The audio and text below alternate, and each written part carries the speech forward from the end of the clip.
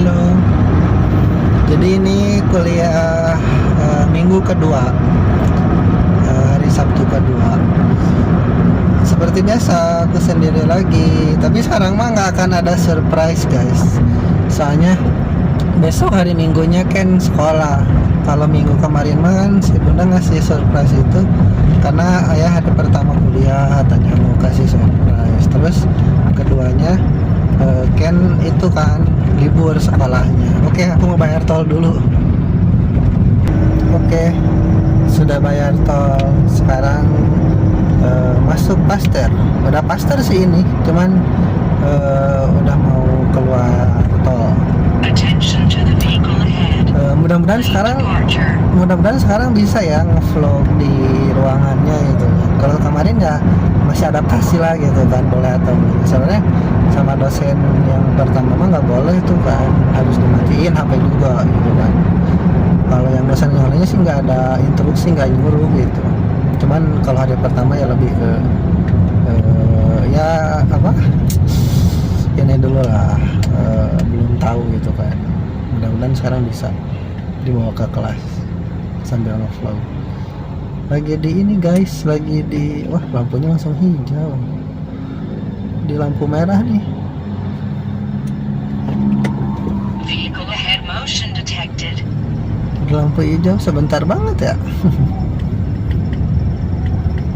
Oke, tunggu di selanjutnya guys. Mana ya? Oh, itu di depan.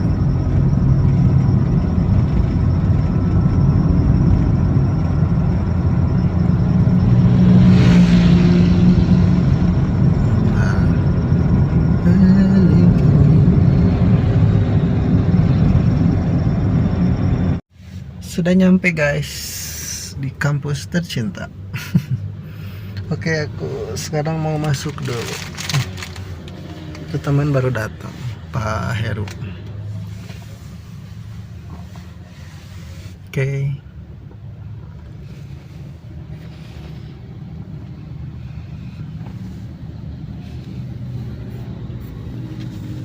Bye, mau masuk dulu.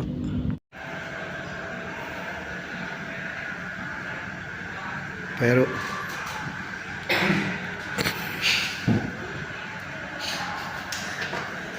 Ini lagi ngerjain tugas.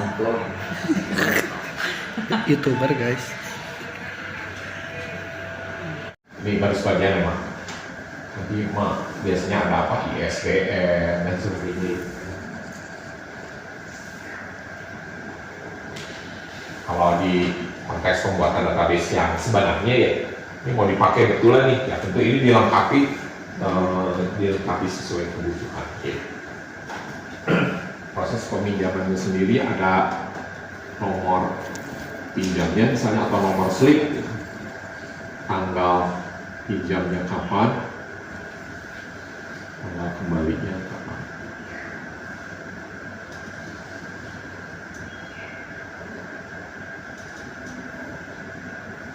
Nah, siapa yang meminjamnya, bukunya apa, tidak usah dimasukkan dulu ke sini.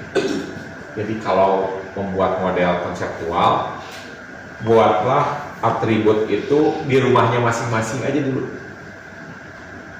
Nomor anggota biarkan di tempat anggota. Nomor buku biarkan di tempat koleksi perpusnya. Ya, tidak usah dicampurkan dulu. Nanti ketika kita masuk ke tahapan-tahapan yang lain, data-data itu bisa muncul otomatis, bisa dimunculkan. Kalau pakai software biasanya foreign key itu muncul otomatis. Oke, kemudian kita buat sekarang relasinya. Nah ini sudah mulai 3 ya, berarti harus hati-hati.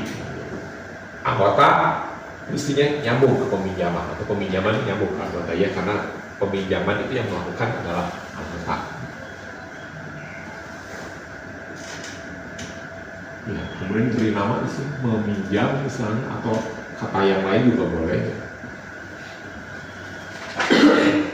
Dan peminjaman juga nyambung ke tempat koleksi bukunya, ke koleksi perpustakaan ya, karena ini kan objeknya yang dipinjamkan adalah koleksi berupa atau terdiri atas misalnya boleh. gitu. Kalau dari anggota ke koleksi perpus ada hubungan langsung ya.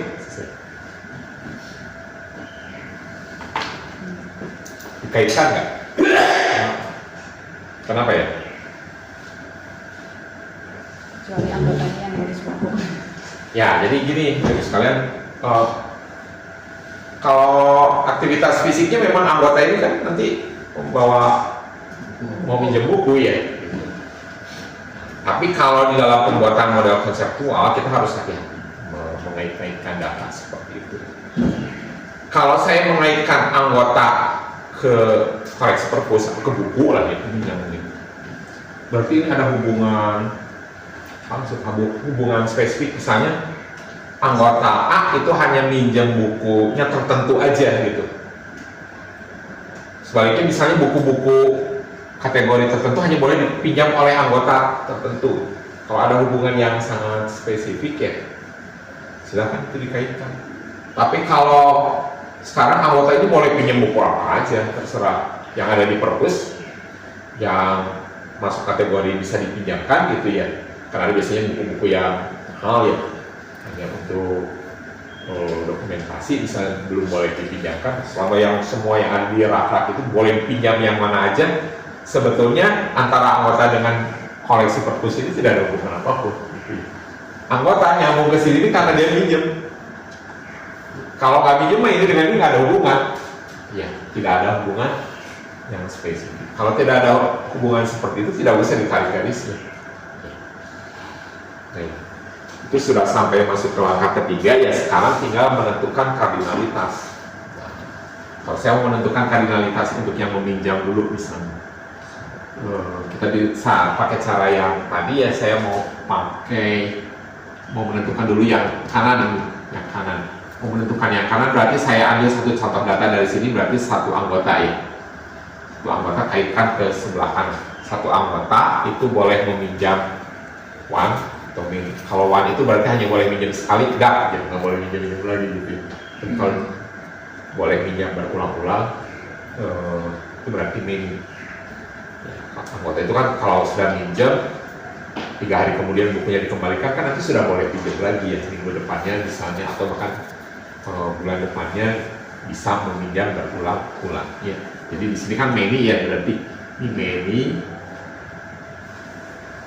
minimumnya 0 atau 1. Kalau minjam melakukan peminjamannya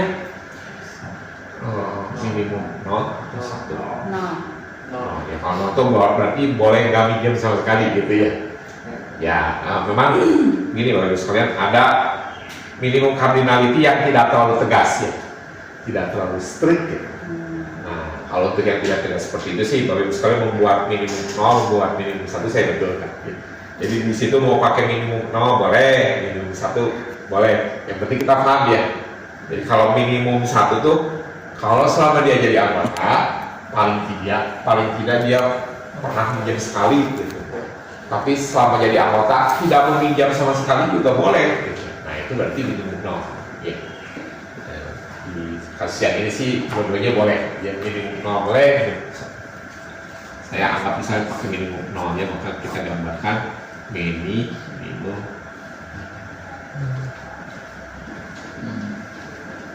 minimum 1 sekali lagi boleh gitu ya. Nah, selesai bagian yang itu, kita balik sekarang. Kita tentukan yang sebelah kiri. Kalau mau menentukan yang sebelah kiri, berarti saya harus ngambil data dari yang kanan ini ya. 1 kali peminjaman itu dilakukannya oleh satu anggota atau oleh banyak anggota. Yang bertanggung jawab ketika ada peminjaman kan bisa ada satu slip ya.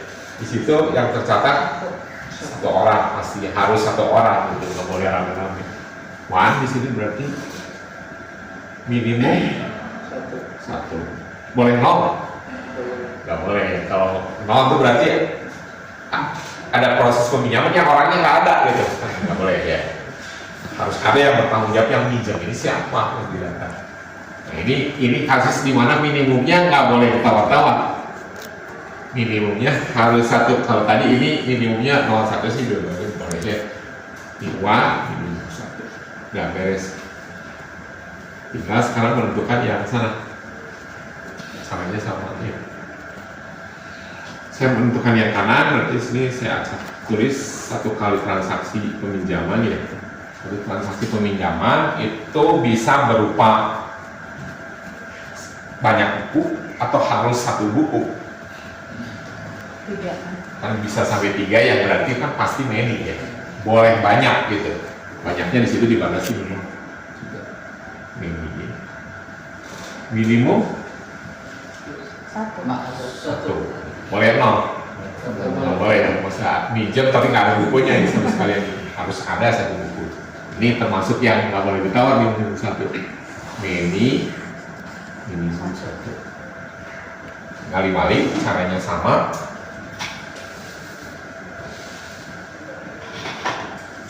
Saya menentukan yang kiri, berarti saya ambil data di sini 1 koleksi ya, 1 buku lah, 1 koleksi dilibatkan dalam peminjaman itu hanya bisa 1 kali atau bisa berulang-ulang 1 buku ya selama perpustakaan jadi kan boleh berulang kan ya. Kalau hari ini ada yang pinjam besoknya dikembalikan kan udah bisa dipinjam lagi gitu. Bisa dipinjam berulang-ulang berarti ini ya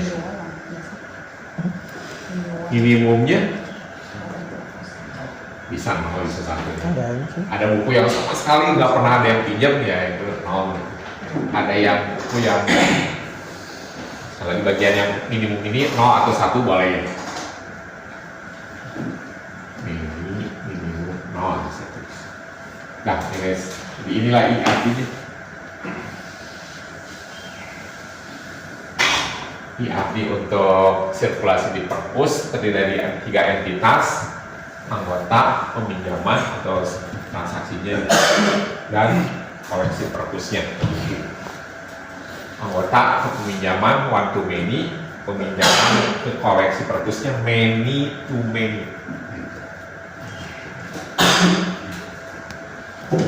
Ada pertanyaan dulu? Oke, sampai sini.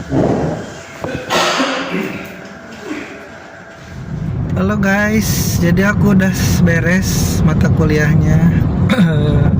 Kuliahnya udah beres. Sekarang udah jam 16.47. Jam 5 kurang 1/4. Jadi yang terakhir itu matkul PBO, pemrograman berorientasi objek. Yang dosennya nggak ngajar gitu, jadi cuman nyerita ngalir ngidulnya gitulah gitu kan. Apa ya, udah 2 kali gitu, udah 2 pertemuan dia nggak ngajar gitu. Maksudnya ada nggak masuk ke kelas, cuman nggak menyampaikan materi gitu. Jadi kita tuh jauh-jauh dari Purwakarta ke Bandung tidak dapat materi apa-apa gitu, tidak dapat ilmu gitu.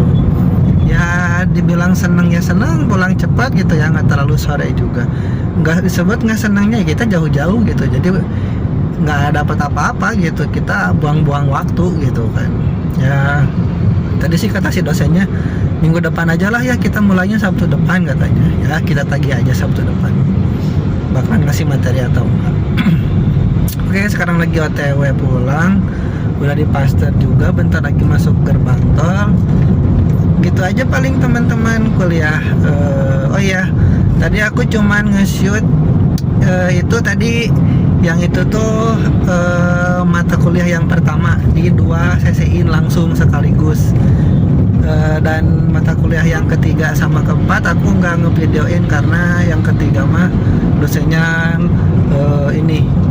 rada apa namanya tegas gitu, nggak galak tapi tegas, jadi nggak berani video.